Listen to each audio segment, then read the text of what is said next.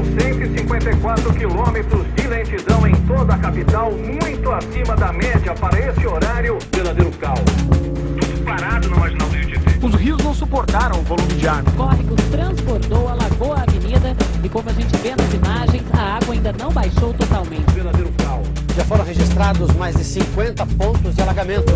O trânsito parou na cidade. Veja a violência das águas. Tá feia a coisa. O problema, em grande medida, está na natureza.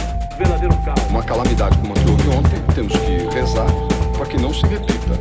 Afinal de contas, será que faltou obra no Rio Tietê ou realmente choveu demais?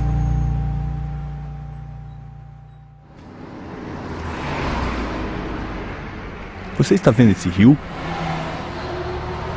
E aquela colina? Não dá para ver muito bem, né? Mas foi às margens desse rio, no alto dessa colina, que nasceu a vila de São Paulo de Piratininga. Piratininga é o antigo nome do rio Tamanduateí. Na língua tupi, quer dizer rio do peixe seco. Na época das chuvas, o rio transbordava e ocupava toda essa área. Quando a água baixava, muitos peixes ficavam presos e acabavam morrendo. A morte desses peixes atraía as formigas, e atrás das formigas vinham os tamanduás. O rio do peixe seco se tornou o rio do tamanduá, o Tamanduateí. Quando os jesuítas chegaram, aproveitaram a sabedoria dos índios e instalaram sua capela ao lado das duas tribos que viviam no alto dessa colina. A região era privilegiada para a fundação de uma vila naquele tempo. E o local, os índios já tinham escolhido há muito tempo, não eram os portugueses que escolhiam. E eles escolheram sabiamente um ponto plano entre o rio Tamanduateí e o rio Anhangabaú, que era um ribeirão. Portanto, eles tinham, num lado, um local fácil de um rio menor, local que tinha mata nesse tempo para pegar água limpa para consumo, e do outro lado o rio Tamanduateí, que era maior, pelo qual eles chegavam ao Tietê e podiam circular em toda a região por via fluvial.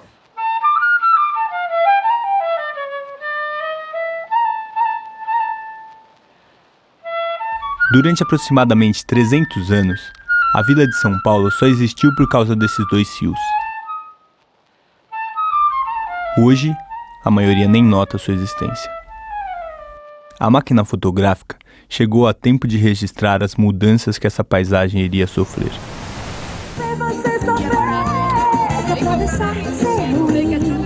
Eu vou fazer você chorar, se humilhar, ficar correndo atrás de mim.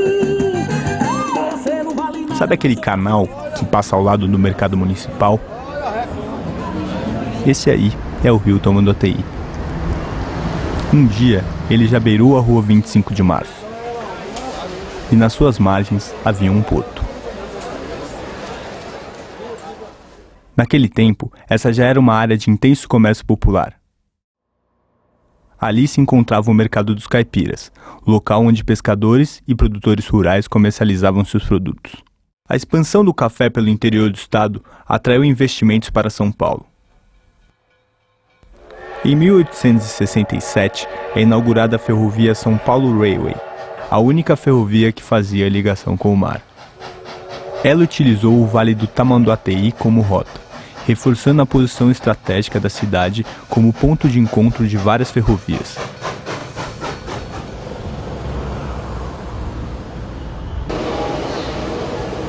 Esses trilhos marcaram a entrada do Brasil na modernidade. A velocidade da máquina transformou a vida na cidade e alterou de forma marcante sua relação com os rios. Os peixes, que antes eram tirados dos rios, agora vinham diretamente do mar, trazidos em vagões.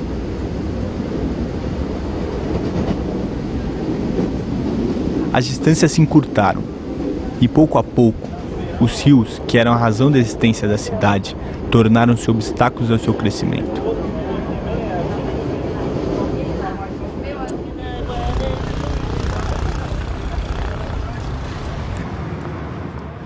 A construção do viaduto do Chá, sobre o Vale do Anhangabaú, foi o primeiro marco de superação às barreiras que os rios impunham à expansão da cidade. Todo feito em metal, importado da Alemanha, ele ligou o Centro Velho aos novos loteamentos que surgiam a oeste da cidade. Esses bairros, destinados à elite cafeeira que vinha do interior para a capital usufruir das comodidades da vida moderna, contariam com uma infraestrutura que mudaria ainda mais a relação da cidade com seus rios: a água encanada. Para garantir o sucesso de seus empreendimentos, os loteadores fundaram em 1878 o primeiro sistema de abastecimento de água de São Paulo, a Companhia de Águas e Esgotos Cantareira.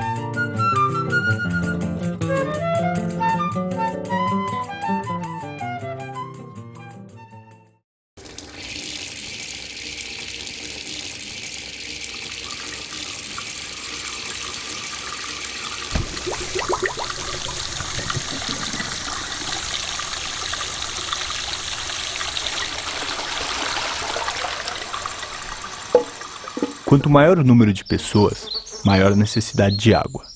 Quanto maior o consumo de água, maior o esgoto gerado.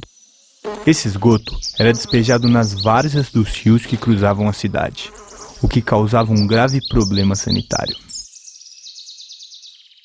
O presidente da província, que seria o prefeito de hoje, já estava endividado, que é uma questão crônica, né? Precisava fazer caixa. E alguém deu uma ideia para ele e falou assim: olha, senhor presidente da província, por que o senhor não pega essa área que é o leito maior dos rios, que é um matagal cheio de mosquito, aproveita, né, essa questão dramática, né, das doenças, e a terra loteia e vende isso. Ou seja, os argumentos sanitaristas, né, e hidráulicos serviram para um verdadeiro objetivo mercantilista, né? A elite paulistana sonhava em construir uma cidade como as que vinham em suas viagens pela Europa. E seus rios não se encaixavam nesse sonho, não do jeito que eram. A solução escolhida foi transformar os rios, cortar suas curvas e afundar seu leito. Assim, eles levariam o esgoto mais rápido, para longe da nossa vista. O Tamanduateí se viu aleijado de suas antigas margens. O rio cedeu seu espaço e foi quem pagou a conta das reformas urbanas. Na década de 20, os dois rios que dividiam a cidade foram transformados em parques. O Parque do Anhangabaú, sobre o riacho com seu nome, já canalizado e enterrado, e o Parque Dom Pedro II, às margens do rio Tamanduateí. Os dois rios, entre os quais a cidade havia sido fundada, não representavam mais limites à sua expansão. Mas a metrópole crescia em ritmo acelerado. Em pouco tempo, ela se encontraria na mesma condição, barrada entre rios. Estes rios que nós temos, o Rio Pinheiros e o Tietê, são rios de planície. E rios de planície são lentos, serpenteiam na superfície por onde escorrem, formam meandros. Então esses dois rios aqui nossos eram cheinhos de meandros, bonito que você nem imagina, sabe? Serpenteando sobre a várzea. É que de uma cheia para outra eles até mudavam de lugar. E mudavam de lugar dentro de uma superfície que é a várzea de inundação periódica do rio. Essas áreas, ocupadas pelas águas apenas em uma fase do ano, despertavam enorme interesse imobiliário. As inundações castigavam a população mais pobre que se submetia a morar nas baixadas, o que criava um transtorno político, que alimentava as discussões sobre a canalização do rio Tietê.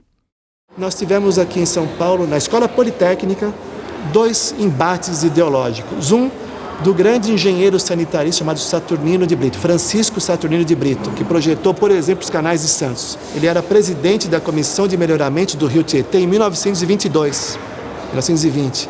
E como presidente da Comissão de Melhoramento do Rio Tietê, ele propunha o seguinte: o resgate, que ainda dava tempo, da orla fluvial urbana do primordial logradouro público da futura metrópole. Ele dizia o seguinte, que nós devíamos garantir a integridade do leito maior, ou da várzea do rio Tietê, que tinha uma largura média de 1 quilômetro a 500 metros.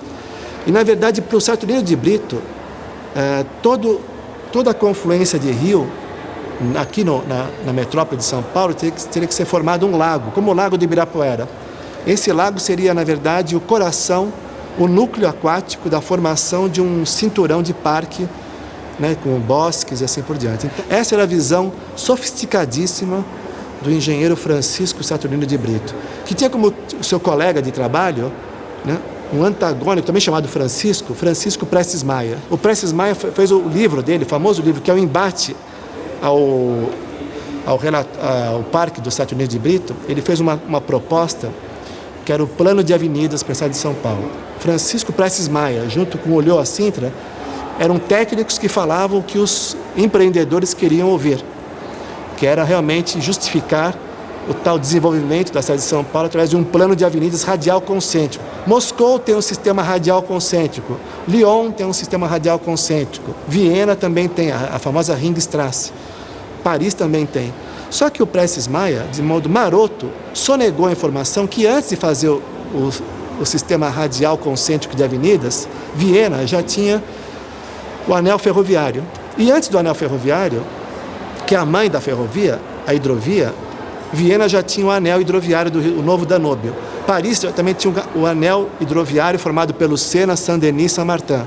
Moscou também tinha o anel hidroviário, para depois fazer o anel ferroviário. Ele sonegou, como se estivesse queimando etapa. Eu vou queimar a etapa, eu não vou passar pela hidrovia nem para a ferrovia. Vou fazer uma única modalidade para o cara não ter alternativa, para realmente vender os carros. Senão eu vou dividir, né?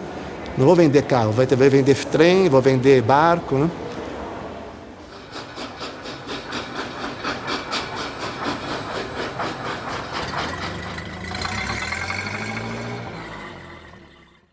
O carro em São Paulo, ele é carregado de uma carga simbólica que talvez não seja em outros lugares, porque houve, principalmente até os anos 20, até o fim da República Velha, uma confusão entre o automóvel e a identidade em São Paulo. Ele se transforma numa peça-chave de um discurso de modernização, mas não um discurso de modernização como a gente conhece, o discurso de modernização progressista, mas uma modernização conservadora, que propunha transformar a cidade de São Paulo naquilo que os homens do PRP chamavam da Chicago da América do Sul, ou seja, uma cidade tipicamente americana, tomada por arranha-céus, autopistas, automóveis espalhados por toda a cidade. No ano de 1938, Prestes Maia foi nomeado prefeito de São Paulo e começou a concretizar as obras de seu plano. Para construir uma avenida, seria necessário desocupar uma grande área. O plano propunha utilizar os fundos de vale, área dos rios e dos córregos, para a construção dessas novas avenidas. Impróprias para a construção, essas áreas, úmidas e alagadiças, eram os espaços vazios na cidade, o que garantia baixos custos com desapropriações e a valorização dos entornos após a obra.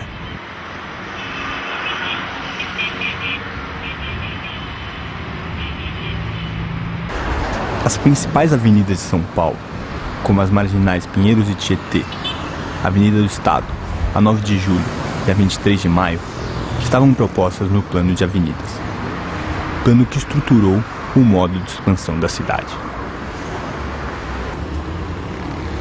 Prestes Maia ficou no poder até 1945. Neste período, ele finalizou a retificação do Tietê,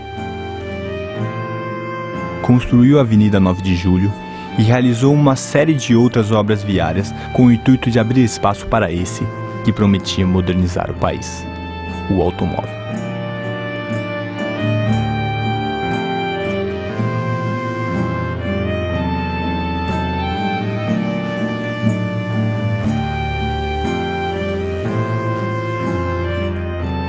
Nas décadas seguintes, várias outras avenidas fundo de vale foram construídas. A cidade crescia, e a cada nova baixada, seu córrego era canalizado e transformado em avenida. O plano de avenidas inaugurou uma prática que se estabeleceu como modelo na estruturação da cidade. onde o espaço das águas se transformou no espaço dos carros.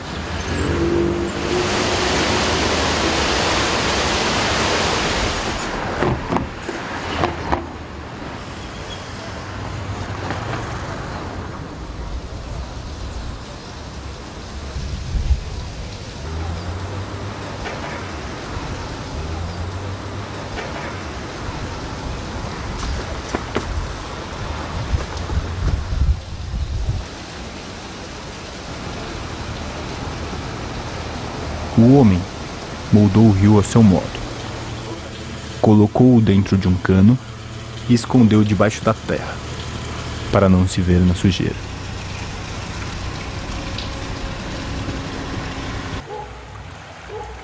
Mas isso não mudou a natureza do rio. Quando a chuva cai, é para lá que a água vai. E se não tiver espaço, ela toma o que for necessário.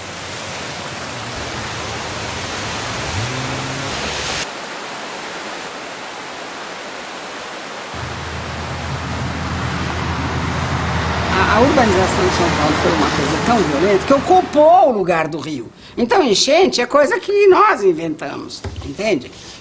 Ela é produto da urbanização. O Tamanduateí, você vê, é um rio que nós chegamos nós utilizamos ali a seção hidráulica a mais confinada e a possível de se manter vazão, né? Quer dizer, é uma seção de concreto e uma parede vertical, né? Quer dizer, não tem mais como aumentar o rio ali. Nos anos 70, quando foi feito esse canal, a seção ali do Parque Dom Pedro II era considerada assim, olha, aqui para inundar, nós vamos precisar de uma vazão que ocorre, em média, uma vez a cada 500 anos. Hoje, essa vazão que era de 500 anos, certamente deve ter caído para 5. Já houve aí, recentemente, extravasamentos novamente no Parque Dom Pedro II.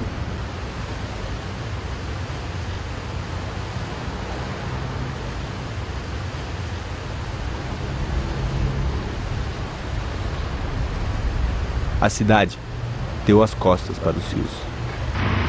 O rio é sua base. Ninguém sabe, ninguém percebe, ninguém vê.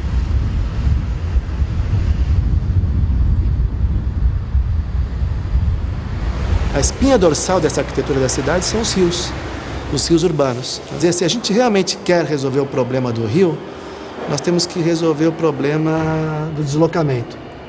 É impossível fazer com que a cidade esteja de frente para o rio se nós não resolvemos o problema de deslocamento de 20 milhões de pessoas na cidade. Hoje, do jeito que está, se você deixar a administração pública, da questão crônica que ela está, de dívidas e refém dos empreiteiros e desse urbanismo rodoviarista, nós vamos cada vez mais pela lógica, que é a lógica mais ultrapassada que pode existir, abrir mais estradas, mais avenidas.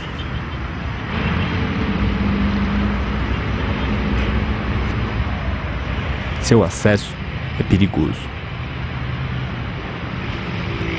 Seu contato proibido.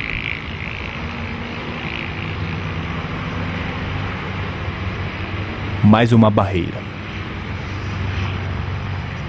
Mais uma ação que reafirma a única vocação que demos aos nossos rios.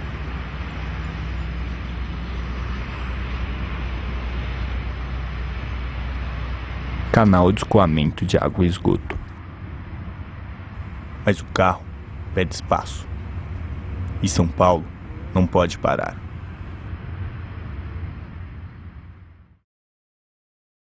Você está vendo essas colinas? Essas ainda dão para ver, né? Mas provavelmente, em pouco tempo, essa paisagem será profundamente alterada. Aqui, no Parque Santa Luzia, em Mauá, nasce o rio Tamanduateí. Esse mesmo. E é também por onde passará o trecho leste do Rodoanel.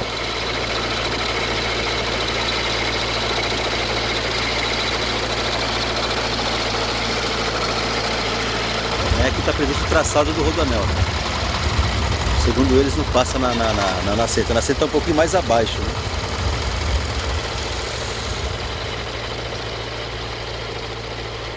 E esse rio já foi um rio que já doou para a parte econômica aqui da cidade. A margem já doou as matas, doou água. Hoje ele é um rio que está morto, né? Um rio que no consciente coletivo ele nem existe na realidade. As pessoas a poucos metros daqui não sabem que a nascente está aqui, em Mauá.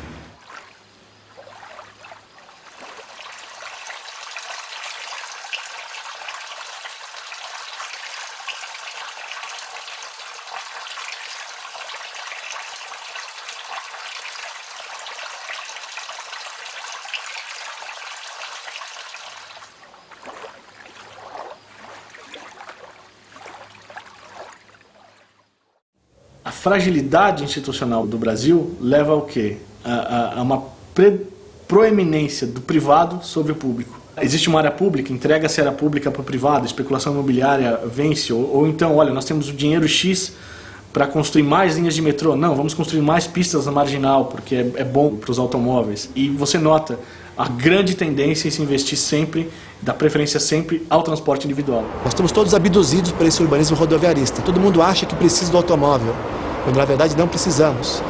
Então, dentro dessa visão de reversão disso, no lugar de fluxo, falar de percurso, no lugar de esterilizar as ruas com esse urbanismo rodoviarista, transformar os passeios públicos numa rua viva, no urbanismo da confiança e não do medo, que hoje as pessoas estão trancadas nos carros, não é isso? São resignadas a esse pau de arara chamado de ônibus. Felizmente, de todas as obras de arte da humanidade, a cidade é a principal obra de arte. E, felizmente, é uma obra de arte aberta e inconclusa. Então, a difícil arte de construção do espaço público, que é coletivo, né, passa por esse reconhecimento, por essa crítica, e nós nos reinventarmos cotidianamente. Esse rio fomos nós que poluímos, abduzidos, resignados, submetidos a esse olhar do colonizador. Cabe a nós conceber o espaço em que queremos viver. O que vamos valorizar?